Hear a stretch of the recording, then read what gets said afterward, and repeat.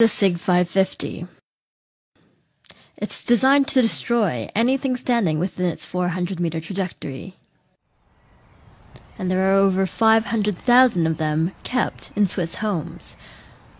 Guns and shooting are a strong Swiss tradition. Basic military training is mandatory for young men, and afterwards they're required to keep their weapon at home. Mark Heim is the Ticino representative for the lobby group Protel. Basically, this was my father's military rifle, and of course he got to keep it when he was finished. I have my grandfather's rifle in the office, hanging on the wall. This was mine when I did service, which is quite an old one. It was introduced in 1957. Was used until 1990. And this is my son's. That's the current model. That's what's being used today. That's what we'll be using to shoot the Feldschießen today. The Feldschießen, or Tiro Federale in Campagna as it's known in these parts, is an annual Swiss event, and it's also the largest shooting festival in the world.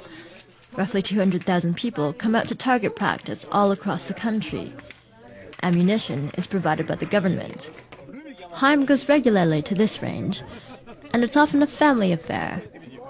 It was organized by the government to have a very high state of readiness for the Swiss military and population.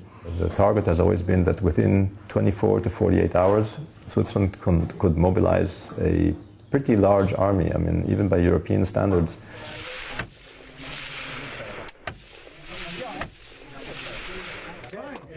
But it wasn't the militia that sparked Heim's interest in guns as a young man. It was an unassuming trip to a Holocaust museum.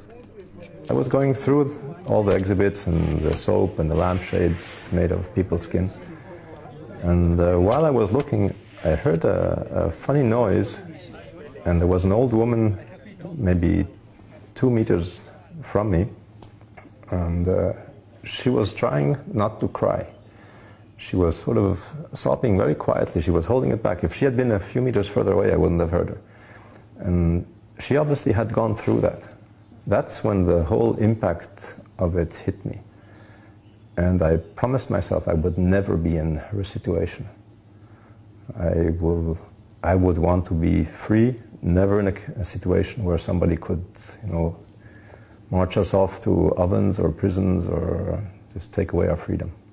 The key to freedom is the ability to be able to defend yourself.